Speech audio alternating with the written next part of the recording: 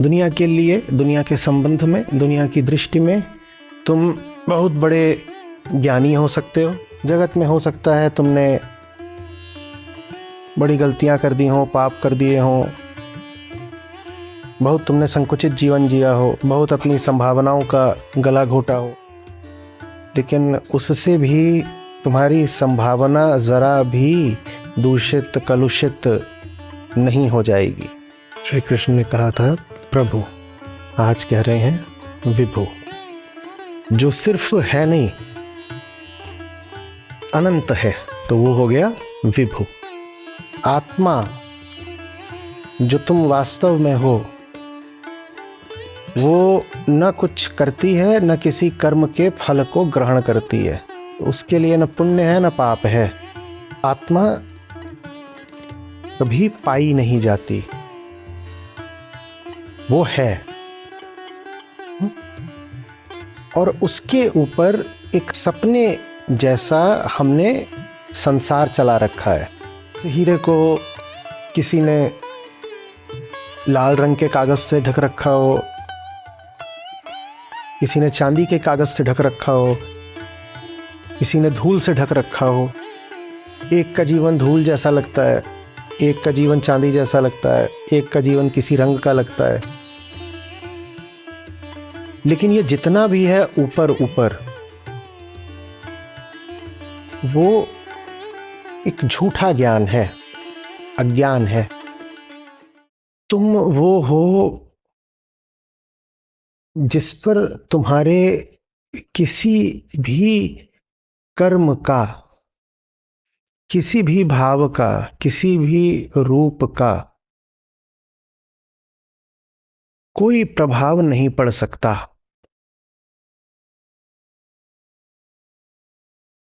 बहुत तुमने ऊंच नीच करी होगी जीवन में अपनी दृष्टि में, पर तुमने जो कुछ भी करा है उसका तुम्हारी सच्चाई पर कोई असर नहीं होता।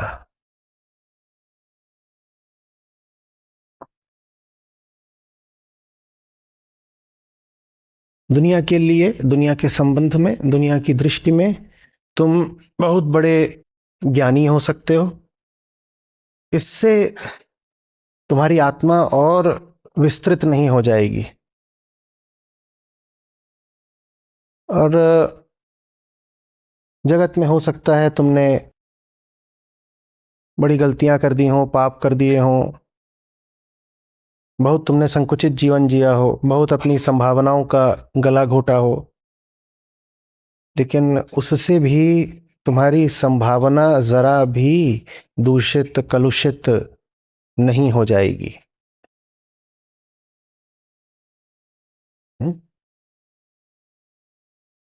पिछले सत्र में श्री कृष्ण ने कहा था प्रभु, आज कह रहे हैं विभु। दोनों में धातु है मूल, वो एक ही है। क्या? भू। भू माने वो जो वास्तव में अस्तित्वमान है, जिसके होने से बाकी सब कुछ है।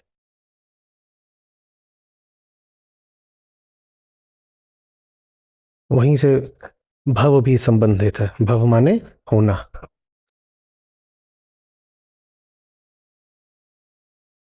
तो प्रभु हमने कहा था कि दीर्घता का द्योतक होता है जब आप प्रारंभ में, जैसे आरंभ को प्रारंभ कर देते हैं वैसे। तो जब आप शुरू में ही प्र लगा देते हैं तो माने वो जिसने उठा रखा है, धारण कर रखा है, और थोड़ा बहुत कुछ नहीं धारण कर रखा, सब कुछ ही धारण कर रखा है, उसे कहते हैं प्रभु।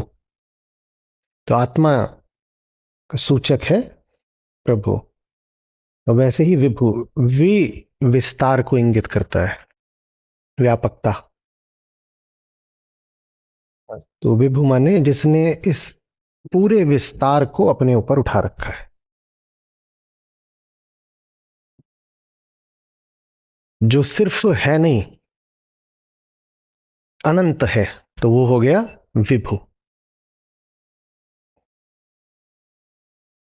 ठीक है। तो प्रभु और विभु दोनों ही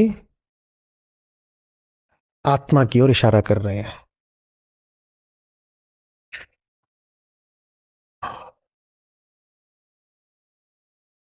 आत्मा जो तुम वास्तव में हो,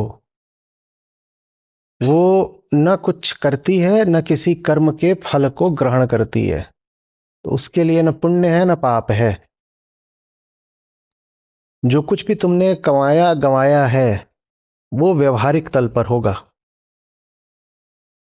पारमार्थिक तल पर तुम पूरे अनछुए के अनछुए हो। तुम्हारी सच्चाई पर तुम्हारा सांसारिक जीवन कोई अधिकार नहीं रखता। बहुत बड़ी मुक्ति दे रहे हैं ये कहकर कि तुम्हारी सच्चाई पर तुम्हारा सांसारिक जीवन, तुम्हारी उपलब्धियां, तुम्हारी विफलताएं कोई अधिकार नहीं रखते। वो वास्तव में कह रहे हैं कि संसार तुम पर कोई अधिकार नहीं रखता। आत्मा कभी पाई नहीं जाती, वो है। और उसके ऊपर एक सपने जैसा हमने संसार चला रखा है।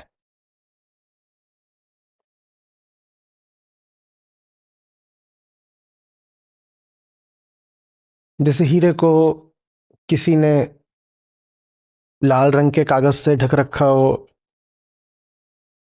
किसी ने चांदी के कागज से ढक रखा हो, किसी ने धूल से ढक रखा हो। एक का जीवन धूल जैसा लगता है, एक का जीवन चांदी जैसा लगता है, एक का जीवन किसी रंग का लगता है। लेकिन ये जितना भी है ऊपर ऊपर,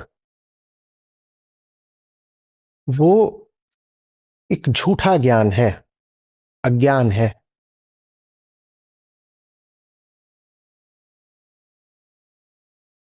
उसके नीचे जो है वो कभी अपने खोल से, उस झूठे ज्ञान से जिसने उसको ढक रखा है, कंबल की भांति लपेट रखा है, उससे वो कभी प्रभावित नहीं हो जाता। अलग अलग व्यक्तियों को देखेंगे तो किसी का सत्य हम कह रहे हैं कीचड़ से ढका हुआ हो सकता है, किसी का सत्य फूलों की पखड़ियों में लिपटा हुआ हो सकता है, कहीं धूल हो सकती है, कहीं कागज हो सकता है, कहीं कुछ प्लास्टिक मोमिया हो सकता है, कहीं कुछ हो सकता है। और ये सब विभिन्नताएं हैं जो अलग अलग लोगों के जीवन में पाई जाती हैं। कोई राजा हो जाएगा, कोई रंक हो जाएगा, कोई पापी हो जाएगा, कोई पुण्यात्मा हो जाएगा। कृष्ण कह रहे हैं तुम ऊपर ऊपर से जो भी बन रहे हो, भीतर पहली बात तुम्हारी सच्चाई एक है, दूसरी बात तुमने बाहर कितनी भी अपनी दुर्दशा कर ली हो, तुम्हारी भीतरी सच्चाई उससे प्रभावित नहीं होती।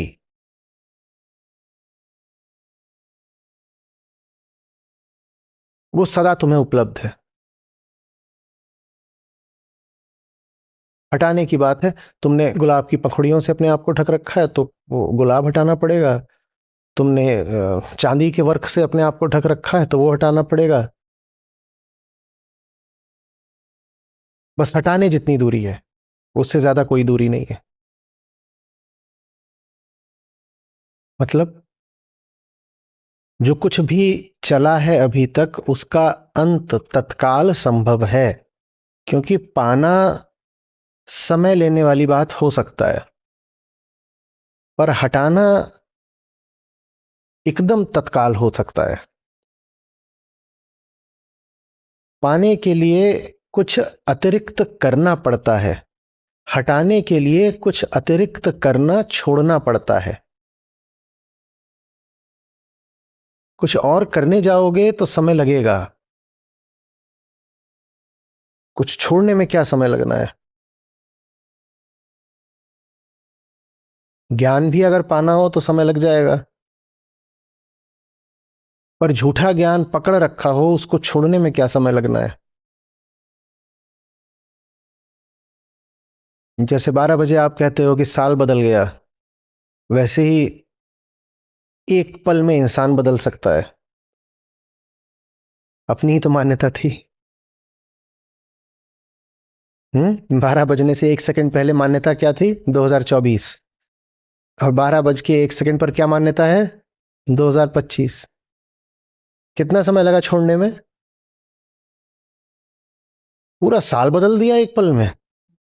इतनी जान है हम में। क्योंकि कुछ बदलना, बोलो, था ही नहीं। कुछ बदलना था ही नहीं, एक मान्यता थी, अपनी ही थी। घर की खेती, जब चाहो बदल दो। बदल दी।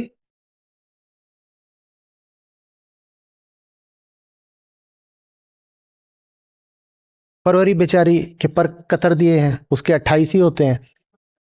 और जब वो धरना प्रदर्शन करती है तो हर चौथे साल उसका दिल रखने के लिए एक और दे देते हैं उसको। फरवरी में कोई बुराई है नहीं, मान्यता है। आपने करा है। आप चाहते तो यही सुलूक मार्च के साथ भी कर सकते थे, नहीं किया। फरवरी जली जा रही है, इधर जनवरी उधर मार्च, दोनों 31। उसको 29 के भी लाले पड़े हैं। मान्यता है ना, अपनी ही मान्यता है ना, सत्य कुछ नहीं है ना। बड़ा मुश्किल होता है ये देख पाना कि जो हमें रोके हुए है वो हमारी ही मान्यता है। और चूंकि आपकी मान्यता है, इसीलिए खतरा भी है और अवसर भी है। खतरा यह है कि आपकी मान्यता के साथ आपका नाम, आपकी पहचान जुड़ी होती है। मान्यता छोड़ने में ऐसा लगता है हम ही छूट गए। और अवसर यह है कि चूंकि अपनी मान्यता है तो जब चाहे छोड़ दो। जब चाहे छोड़ दो। समझ में आ रही है बात? ये कृष्ण कह रहे हैं, भाड़ में जाए वो सब कुछ जो तुमने किया है और जिया है। तुम्हारे अपने पैमाने कोई अर्थ नहीं रखते। संसार तुमको किन पैमानों पर तोलता है वो भी कोई अर्थ नहीं रखता। किसी चीज का कोई अर्थ नहीं है। तुम जो कुछ करते आ रहे हो वो बस यूं ही है। हम उसे खेल कह देते अगर उसमें इतना दुख न शामिल होता।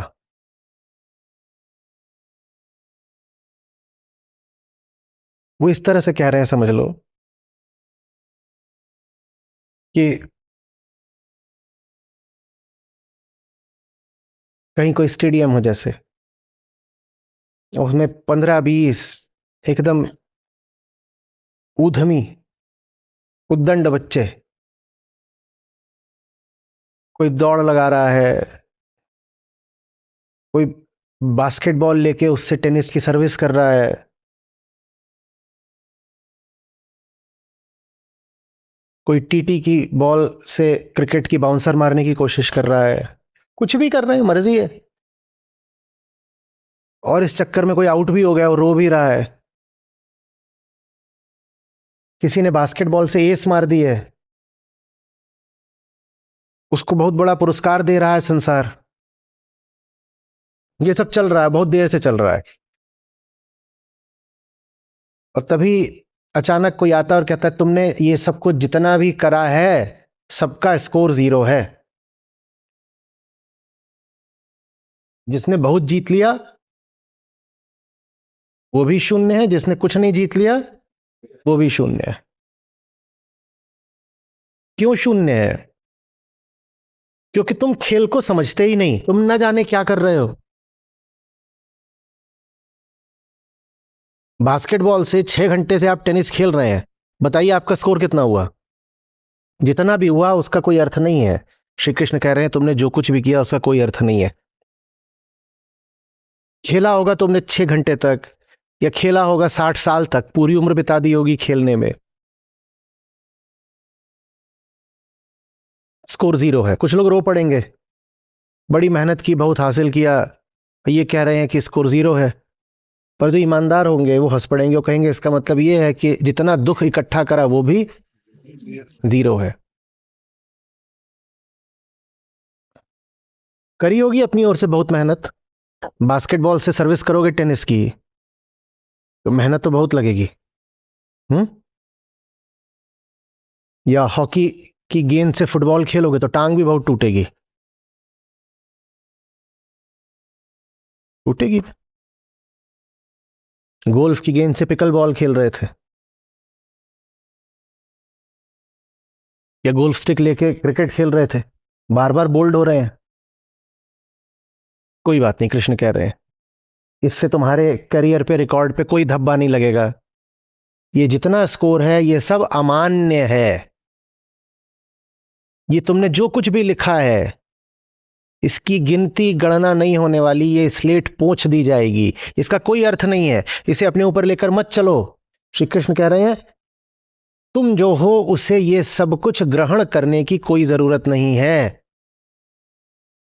न अतीत, न स्मृतियां, न पहचान, न कर्म, न कर्तव्य, न कर्म फल, कुछ भी नहीं। आत्मा कुछ ग्रहण नहीं करती। आत्मा माने तुम, तुम्हारी सच्चाई। ये सब कुछ तुम पर लागू नहीं होता। तुम मुक्त हो इससे। अपने आप को किसी भी दायित्व या कर्तव्य में बंधा मत मानो। समझ में आ रही बात? दो जने खेलने पहुंच गए थे, कुछ खेलेंगे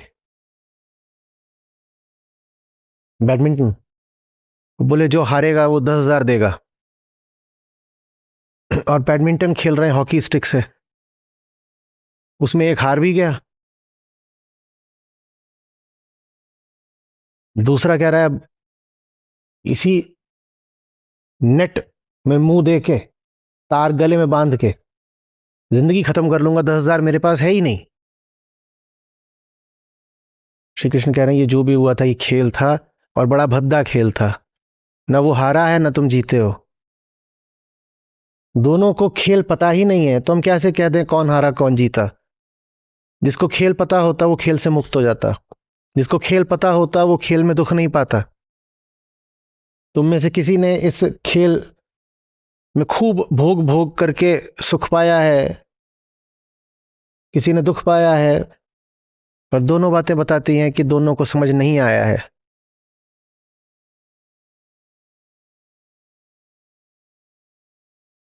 वाइप आउट, साफ कर दो, मिटा दो, कोई अर्थ नहीं है।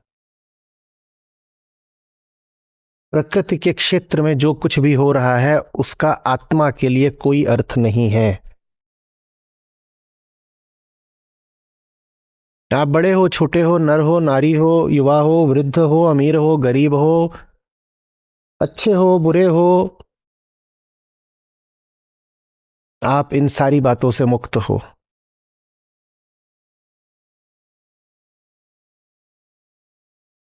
पाप अगर है तो बस यही कि तुम अपने आप को मुक्त नहीं संयुक्त मानो। हम बार बार कहते हैं कि अतीत से सीखना होता है। यहां पर भी वेदांत का जो महावाक्य मौजूद है, हम में से कई लोग उसका यही अर्थ लगा रहे होंगे। अतीत से सीखो। हम्म। अतीत से सीखने का वास्तविक मतलब होता है अतीत को भूल जाना। अतीत का कोई भी दाग धब्बा अपने ऊपर न पड़ने देना। जिसने अतीत को बहुत महत्व दे दिया उसका अतीत उसके भविष्य का निर्धारण करने लग जाता है। कभी पुनरावृत्ति करके और कभी विपरीत बनकर। अतीत बहुत अच्छा लगा तो कहोगे दोहराना है, और अतीत अगर बुरा लगा, अतीत से घृणा है, तो कहोगे जैसा अतीत सा उससे बिल्कुल विपरीत भविष्य बनाना है। दोनों ही स्थितियों में आप अतीत के गुलाम हो गए। अतीत से सीखने का मतलब यह नहीं है कि भविष्य को अतीत का विपरीत बना देंगे। हम में से बहुत लोग यही अर्थ लगाते हैं।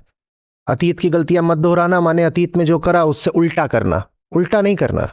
अतीत से सीखने का मतलब है मैं अतीत से मुक्त हुआ, अब भविष्य में पूरी आजादी है, सब दिशाओं में उड़ सकता हूं।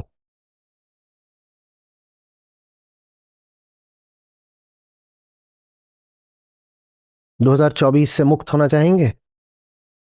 हम्म।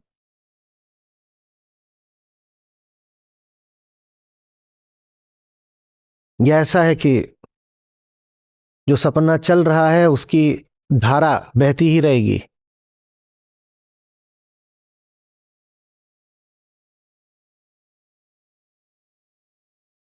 एक बहुत ही वाहियात सी गंदी पिक्चर देखने बैठ गए हैं। साल भर से देखे जा रहे हैं। जितनी उम्र है ठीक उतने सालों से देखे जा रहे हैं। देखते ही रहना है या ये स्वीकार करना है कि देखना अनिवार्य नहीं है।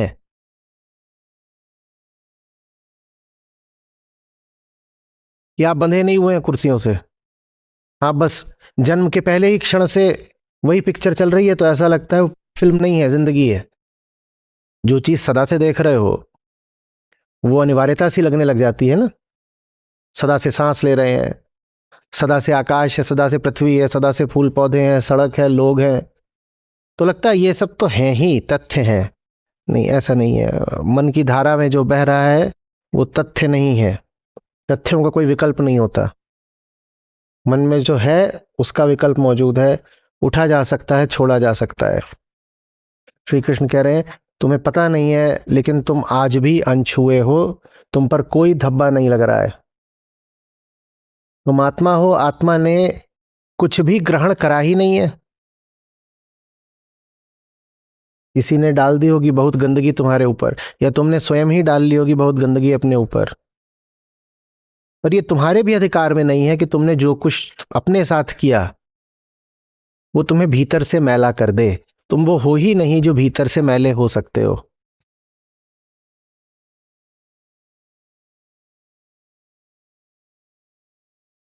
मनुष्य की गरिमा उससे लौटाने का वक्तव्य है ये। मनुष्य को ये चेताने का वक्तव्य है कि तुम्हारी संभावना कहीं नहीं चली गई, कहीं नहीं खो गई। भले ही तुमने घोर अज्ञान में एकदम गर्हित जीवन बिताया हो तो भी।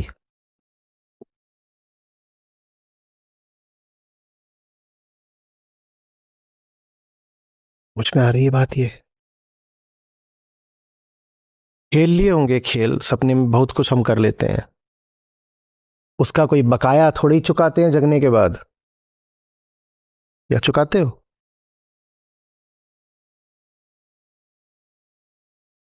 सपने टूट जाते हैं, आप जग जाते हैं, आप आगे बढ़ जाते हैं। सपने को ढोना थोड़ी ही होता है। कौन ढोता है जगने के बाद? हाँ, कुछ हो सकते हैं ऐसे सूरमा जो पंडितों के पास पहुंच जाएं कि ऐसा सपना देखा, इसका अर्थ बताइए। कृष्ण कह रहे हैं कोई अर्थ नहीं है। जागरण मात्र चाहिए। उस एक शब्द को पकड़ो, जगना है। जिस चीज से जग गए उसमें क्या था ये नहीं याद रखना है। जो चीज ऐसी थी कि पीछे छोड़ने लायक थी, उसमें था क्या क्यों याद रखोगे? उसमें कुछ होता ही अगर अर्थवान, महत्वपूर्ण, तो उसको पीछे क्यों छोड़ा होता? निर्ममता का संदेश है।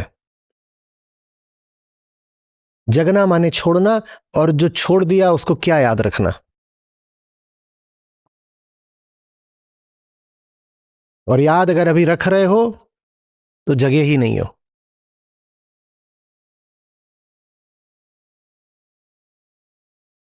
एक मूर्ख अज्ञानी वो हो जाएगा जो अपनी अच्छाइयों से, अपनी उपलब्धियों से अपनी पहचान जोड़ लेगा। दूसरा वो हो जाएगा जो अपनी कमजोरियों से, अपनी हारों से, अपनी असफलताओं से अपनी पहचान जोड़ लेगा।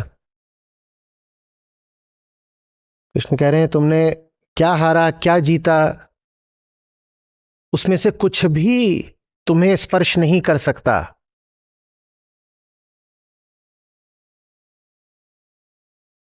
बात सिर्फ हार या दुख को पीछे छोड़ने की नहीं है, तुम्हारी जीत भी तुम में न कुछ जोड़ सकती है न घटा सकती है।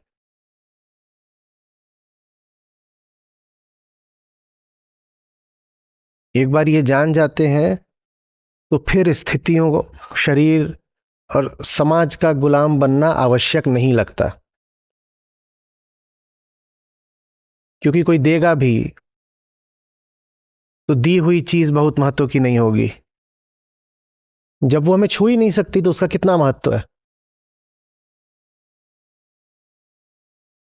और अगर कोई कुछ छीन भी लेगा तो छीनी हुई चीज भी बहुत महत्व की नहीं हो सकती। छीनने वाले ने हमें बिना छुए ही कुछ छीना होगा। कृष्ण कह रहे हैं सूत्र है अस्पर्शित रहने का, तो क्या उसने बड़ा छीन लिया होगा। ये मुक्ति है, ये गरिमा है, इसमें स्वामित्व तो है।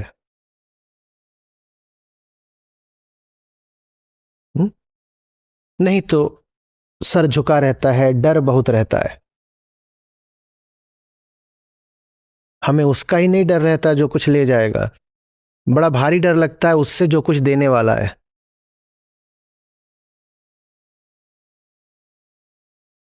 इसी मंच से मैं घोषणा करूं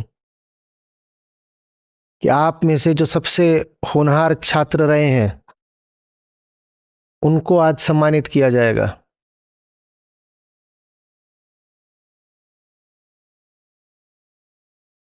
तो ऐसा नहीं है कि आपको अचानक कुछ बहुत हर्ष हो जाएगा। देखिए कैसे दिल की धड़कनें तेज हो जाएंगी कई लोगों की, आंखें सी जलने लगेंगी। एक नाम पुकारा जाएगा वो आपका नहीं है, थोड़ा डर उठेगा। अगला नाम पुकारा जाएगा वो भी आपका नहीं है और डर उठेगा। 4-5 नाम हो गए, आपका नाम आया ही नहीं। आप ऐसे हाथ रखेंगे, आपको महसूस होगा कुछ बहुत भड़बड़ भड़ कर रहा है भीतर। हम सबसे डर कर रहते हैं।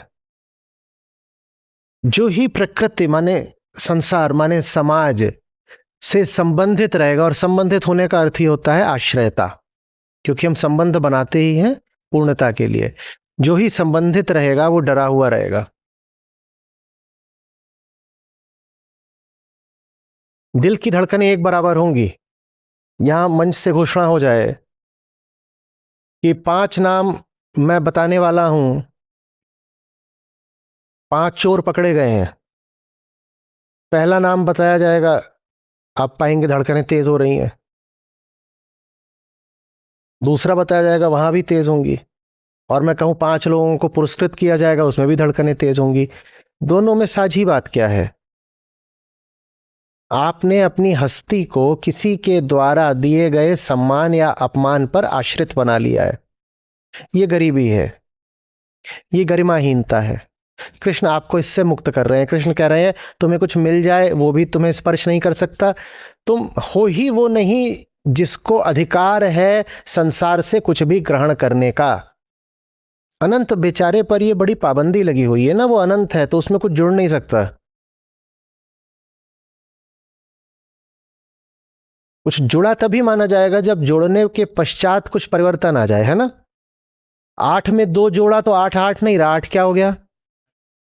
तो हम कह सकते हैं 8 में कुछ जुड़ा, क्योंकि जब कुछ जुड़ जाता है तो आप परिवर्तित हो जाते हैं। 8 में 2 जुड़ा, 8 परिवर्तित होकर 10 हो गया। अनंत में कुछ भी जोड़ दो, अनंत क्या रह जाता है? तो अनंत के ऊपर ये शर्त लगी हुई है, तुझमें कुछ जुड़ नहीं सकता।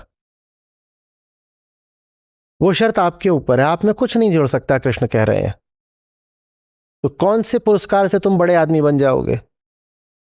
तुम वो हो जिसके बड़प्पन को और विस्तृत करा ही नहीं जा सकता। इसी तरीके से घटाने में भी यह शर्त होती है कि जिससे घटाया गया हो उसमें कुछ परिवर्तन आ जाए। 8 में से 2 घटाया तो 8 क्या हो गया? अनंत में से कुछ भी घटा दीजिए, अनंत कितना रहेगा? कितना रहेगा?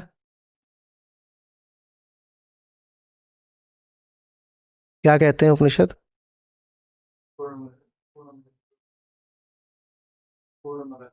ये तो पूर्ण में से घटाने पर भी पूर्ण रहता है, उतना बताइए ना बस, वहां पर क्या कहते हैं? हाँ, पूर्णम एव अवशिष्यते, पूर्ण ही बचेगा, छह नहीं बचेगा। क्या कितना बचेगा? पूर्ण ही बचेगा। आप वो हैं जिसकी दिल की धड़कन बढ़नी नहीं चाहिए, कोई कुछ देने आ रहा है। आप वो हैं जिसको डर नहीं होना चाहिए, कोई कुछ लेने आ रहा है।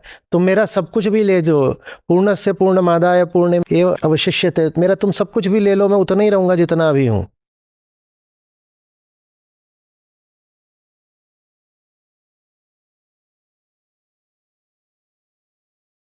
ऐसे को कहते हैं उनके सामने मौत आ रही होती है, वो ऐसे खड़े होते हैं, कुछ नहीं आ रहा, मैं उतना ही रहूंगा जितना अभी हूं।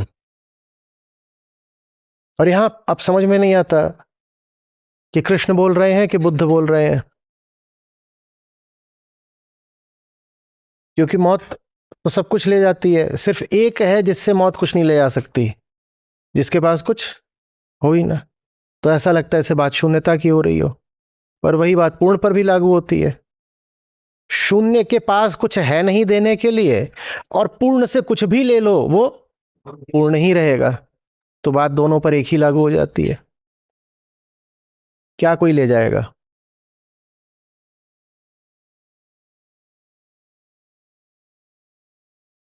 बात समझ रहे हैं? कुछ लेना न देना, मगन रहना। ऋषियों के सूत्रों को ही तो संतों ने आगे गा दिया है ना लोक भाषा में, वो यही बात है।